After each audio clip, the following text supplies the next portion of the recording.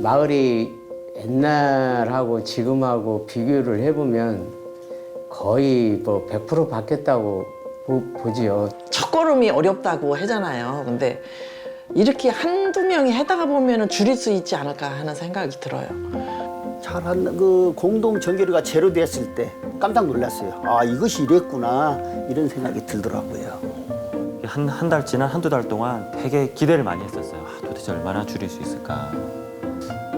결과를 보니까 지금까지는 기대 이상인 것 같아요. 그러면 이게 더 필요하다, 더 다루고 싶다, 또 안 다른 사람들은 더 달게 해주면 해줘라 라고 이제 외칠 정도로 많이 홍보가 된 거죠.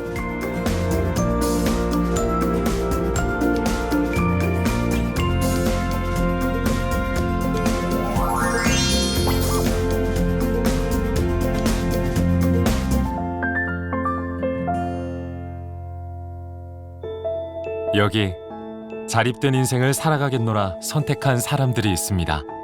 바로 직접 전기를 만들며 생활하는 서울의 에너지 자립 마을인데요. 날로 더워져가는 지구의 온도. 그 기후변화의 위기에 대응해 주민들이 자발적으로 마을 공동체 단위의 에너지를 절약하고 외부 에너지의 수요를 최소화하는 마을입니다. 저도 이제 전혀 진짜 문외한이었거든요. 신대방 현대에서 3년 하기 전까지는 제가 이런 걸 생각해 본 적이 없어요. 뭐 하려고 생각도 안 했었고. 근데 그 제가 3년을 겪으면서 에너지를 절약해야겠다. 나 하나쯤이야가 아닌 나부터 하는 실천. 이러한 에너지 자립 마을 사업은 마을에 긍정적인 효과를 가져다 주었습니다. 4만 5천 원 내지 5만 원 그 선에서 냉물로 지금 돼 있거든요. 그런데 지금은 거의 제로. 그래서 4년 동안에 절감된 킬로와트가 91만 킬로와트예요. 돈으로는 2억 4천 금액이 줄어든 거예요. 17만 원대 나왔는데 지금은 12만 원대가 나옵니다. 우선은 관리비를 줄여줬고요. 또 아파트를 쾌적하게 해줬고 누이 좋고 매부 좋은 겁니다. 연료비 절감을 비롯해 환경도 보호해준 에너지 자립 실천. 본격적인 에너지 자립 마을의 1단계는 에너지 절약입니다.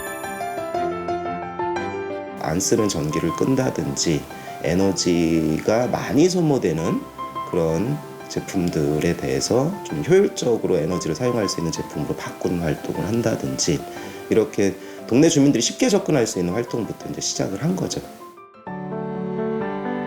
에너지 자립 마을이라는 공동체 속에서 에너지 절약의 동기를 부여하는 시민교육과 3+1 절전 비법, 그리고 에코 마일리지 인센티브까지 이곳 주민들은 공동체 활동을 통한 에너지 절약 실천으로 나아가고 있었습니다. 에너지 자립마를 하기 위해서 공동체 활성화를 해라라거든요. 그러니까 공동체 활성화를 해서 주민과 소통하고 그 프로그램을 나누면서 뭐 축제라든가 이런 거를 해서 이웃 간에 소통을 하게 만드는 겁니다. 사람과 사람들이 만나고 거기에서 받는 힘과 이런 게 정말 전기의 에너지가 아닌 더 큰 에너지가 생활에 준다고 생각합니다. 난방비를 절감하고 미세먼지 문제를 해결할 수 있는 친환경 보일러를 비롯해 에너지 관련 축제를 만들고 이를 즐기고 있는 사람들. 그렇다면 에너지 자립 마을의 두 번째 단계는 무엇일까요?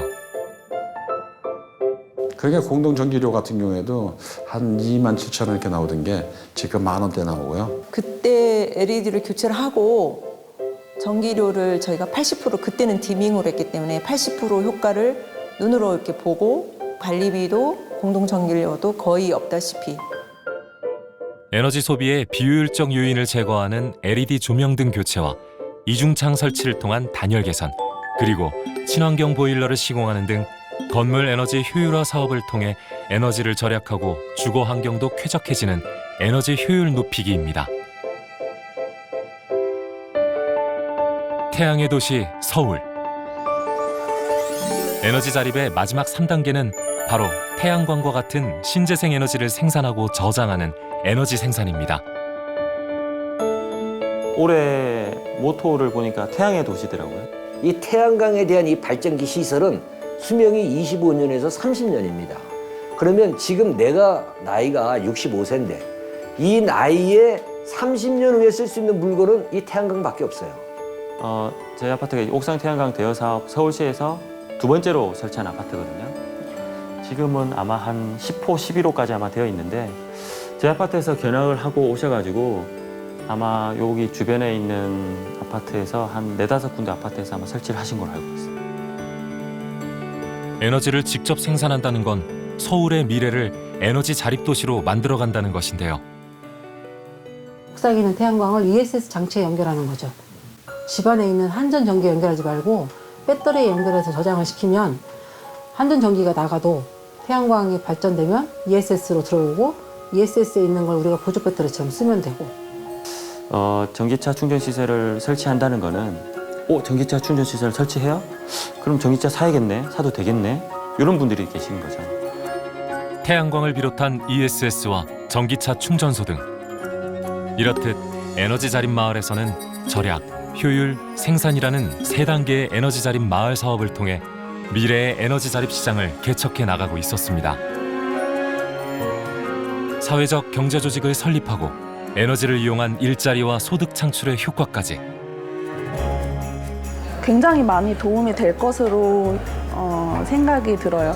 사실 이거를 하기 전에는 저희가 잘 몰랐어요. 에너지가 이제 어떻게 쓰이고 있는지, 뭐 정부에서 시행하고 있는 정책들은 무엇인지 그런 거 잘 몰랐는데 많이 느끼는 점이 일반 사람들은 아직도 몰라요. 그래서 이거를 많이 알리기 위해서 저희들이 더 많이 활동을 해야 되고 이런 사업들이 굉장히 필요하다고 생각을 해요. 2012년 7개 마을로 시작됐던 에너지 자립 마을. 그러나 2018년 서울시에는 무려 100개의 마을이 생겨났습니다. 그리고 이들은 지금도 에너지 절약을 위해 부지런히 힘쓰고 있습니다. 저는 우리 그 에너지 자립률을 따졌을 때 45%, 46% 이렇게 올라갔을 때요. 저 자신도 흐뭇했어요. 이렇게 하면 할 수 있겠구나. 아무도 가지 않은 길을 처음으로 걸어가는 사람에게는 큰 용기가 필요합니다. 서울시 에너지 자립을 시작했던 처음 그때, 수많은 사람의 의구심으로 가득했던 지난날. 그러나 지금 우리는 아무도 걷지 않았던 길을 지나온 것이 참으로 뿌듯하기만 합니다. 우리가 에너지를 왜 만들어야 되는지, 신재생 에너지가 왜 필요한지 이런 거를 같이 교육을 통해서 주민들한테 홍보를 하면서 서서히 사람들이 관심을 갖고, 그리고 이제 한 집, 두 집 설치를 하면서 너도 나도 좋았다고. 그리고 우리는 그 변화에 더 많은 시민들이 익숙해지도록 계속해서 나아가는 중입니다. 재미있다기보다 이제 뭔가는 성취를 이루었다고 이제 생각을 하고 있어요. 많은 변화를 가져왔기 때문에 분명히 변화시킬 수 있고요. 지금 변화가 되고 있습니다. 지금 현재 많이. 꼭 에너지 자립 마을이 에너지에 관련된 내용만 얘기할 건 아니고 그걸로 인해서 주민 간에 화합해서 소통하고 주민 간의 분쟁도 많이 흡수할 수 있는, 계속 이어가야 된다고 생각합니다. 비단 에너지 자립의 실천뿐만 아니라 주민 공동체가 한 마음으로 소통하며 스스로 미래를 가꾸어 나가는 서울 에너지 자립 마을. 그들은 함께 꾸는 꿈은 현실이 될 수 있다는 말의 힘을 믿습니다. 평생 해가 지지 않는 곳, 이곳은 서울시 에너지 자립 마을입니다.